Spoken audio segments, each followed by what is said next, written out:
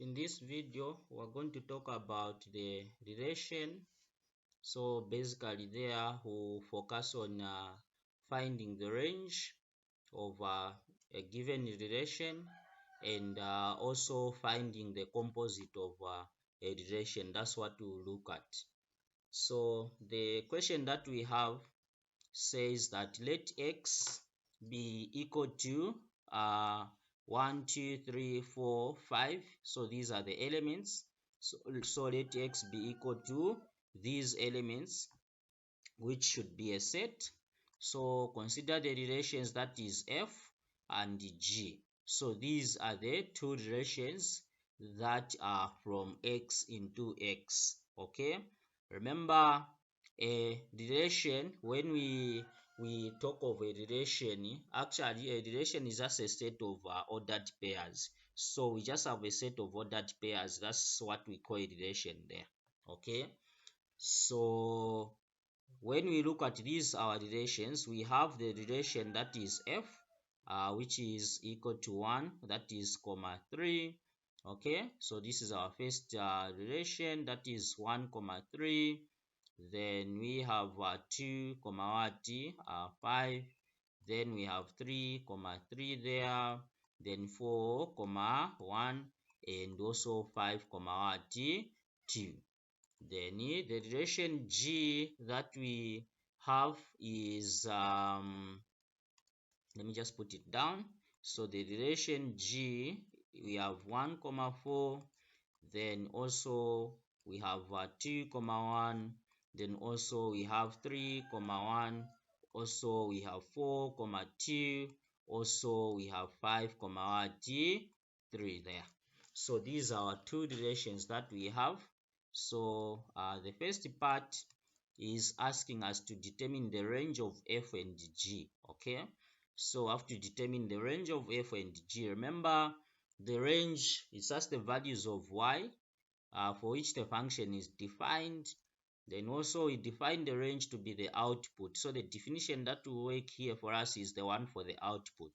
So what you need to understand is when you look at this our relation f here, okay, the first one, what that we can see, this is what we call the input, this is the output, input, output. So the first numbers are what we call the inputs. Then the outputs are these our last numbers. So here we have the input, which are the first numbers.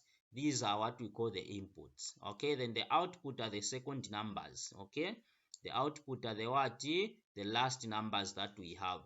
So this means that when we input a 1, the output will be a 3. You input a 2, the output becomes a 5. Then you input a 3, the output becomes a 3, and so on. The same applies to this our relation g. So when we say find the range here, the range of our relation, which is f here, remember you're just getting the outputs, the last numbers that we have for our relation f. So we have 3, then we have a 5 there. Okay, so I'm picking these 3, 5, then 3, we've already written that, so you don't repeat. Then you move to a 1 and 2. So we have 1 and 2, so that becomes the range of our function f there. Then now also we have to get the range of the function g. So remember, also get the same. We have 4, 1, 1 has been written already, 2, 3. Okay, so say 1, 4, then 1, 2, 3. So here the order doesn't matter as long as you've listed the range. So we have 4, that is comma 1, then comma 2, and also comma 3. So this becomes the range of this our function that we have. Then now moving to part 2. Part 2 now is asking us to find the composition function that is of f of g and g of f. That's what part 2 is saying. So basically, how do we find the composition function? So here we'll write our relations. So we have the relation f. So let me just put the relation. So the relation f that we have 1 comma 3, 2 comma 5, 1 comma 3, then we have 2 comma 5 here, then also we have 3 comma 3, 3 comma 3, and that is 4 comma 1, then 5 comma 2. So this is our relation f. Then the relation g, what we have is 1 comma 4 and 2 comma 1, and also 3 comma 1, and also 4 comma 2 here, and 5 comma 3. So to find the composition function, remember composite function, it is just a function of a function there. That's what it means. So to find the composition function, we'll start with f of g. Okay, so to find f of g, remember when we say f of when we say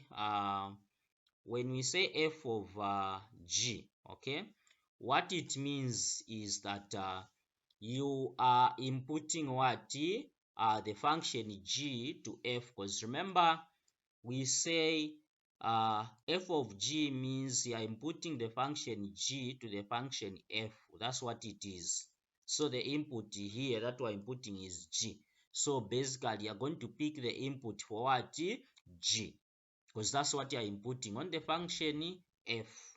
So the input will be for the relation g. So you just have to write the input. So the input here, so that we know the output. So we can say that the input of g, because you are inputting g when you say find f of g. So the input are the first numbers 1, 2, 3, 4, 5. So the input becomes 1, 2, 3, 4, and 5. So now we say f of what g. So we input this. So we say when we input a 1, what is the output? So just look at this one is close to g, meaning that first you need to find g of 1. Then after finding g of 1, now you are going to say the same answer that you found. Now you say f of that answer. That's what it is. You say f of the answer. So when you say g of 1, what is the output? So f of 1, when we input a 1, look at the relation f. So f of 1, what we have is 3. So you say what is f of that same output, which is a 3. So meaning that now I'm sorry, you say g of what 1, the way I've written it. So what you're going to do is this: you say find g of 1. After finding g of 1, the output for g of 1, now say f of what? The same output of g of 1. So first you find g of 1. So g of 1 here, you look at the relation g. So look for g of 1. When the input is 1, what is the output when we input a 1? The output becomes what? A 4. So here we need to find f of 4. So you look at the relation f, then you look for 4. When the input is 4 here, the output is a 1. So getting the output to be 1. Again, you do the same. You say when you input what? A 2 now. So it will be f of what? G of what? 2. Okay. So you do the same. Find g of 2 first. Then you say f of the same output for g of 2. So g of 2 here, when you input a 2, the output is a 1. So the output is a 1. So what is f of 1? So when you input a 1, the output is 3 there. So we have a 3. Then again, f of g of what? 3, when you input a 3. Okay. So what can we see here? First find g of 3. So I'll write f ahead. So say g of 3. So g of 3 is 1 when you input a 3. So what we're getting is a 1. So f of 1 is a 3. Then you say f of g of what now? 4. Okay. So f of g of 4. First you find what? G of 4. That's when you find the f of the output for g of 4. Okay. So G of 4, when you input a 4, the output is 2. Okay, so when you input a 4, the output is what? When you input a 4, the output is 2. So we find f of 2. So look at the relation f. When the input is 2, the output is what? 5. Then the last one is f of g of what? 5. So meaning that you find f of the output of g of 5. So first, g of 5 is 3. So you find f of what? 3. So when we say f of 3, what are we getting there? We are getting a 3 there. So that becomes the output. So therefore, the composite function for f of g here, the composite function for f of g there becomes now whenever you're writing the composite function, what you just do is you say the input comma the final output that we are getting. So meaning that we have 1 comma 1, then also 2 comma 3, then 3 comma 3 there, then that is 4 comma 4 comma 5, and lastly 5 comma 3. This becomes our f of g. So that's how we find f of g there. Then now we can move to part 2. So part 2 is asking us to find g of f. So again, when we say g of f, the input now that we are inputting is f. Okay, g of f. So you are inputting f to the function g. So meaning that if the input is f, you get the domain for the relation f. So we can see that when we get the domain for the relation f, which we define to be our, which we are going to define to be our input now.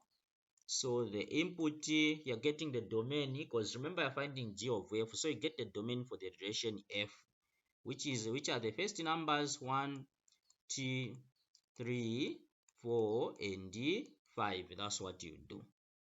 And then now from here now, we'll start now say g of f of what?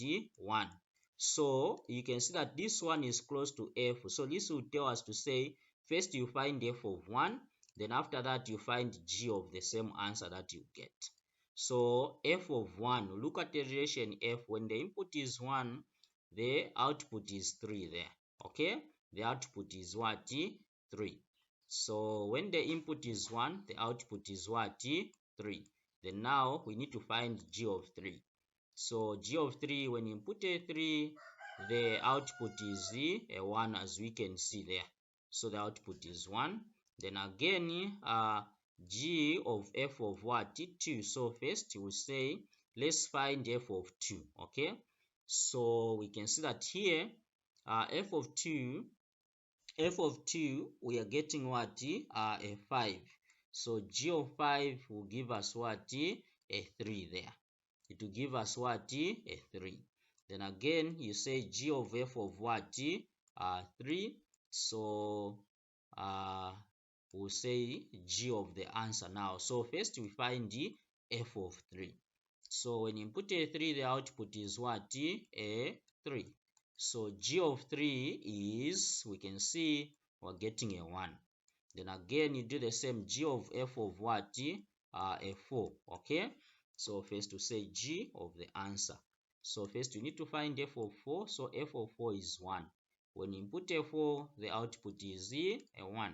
Okay, so this now will give us g of 1 is a 4. Then you say again g of f of what? 5. Okay, g of f of 5. So here g of f of 5. So first you need to find f of 5. So we can see that f of 5 here is a 2. Okay, the output is 2. So what is g of 2? G of 2 is 1. That's what we're getting. So our relation, which is g of f here, it will give us the input 1, then the final output, which is 1 there, then the input 2, the output that we're getting is a 3, then the input 3, the output is 1, then remember 4, then the output is 4, then last 3, 5 comma what, 5 comma 1. So we can see that we are getting this input, then the final answer this, then these are the answers that we are getting as the output. So this becomes the what, the composite function of g of f.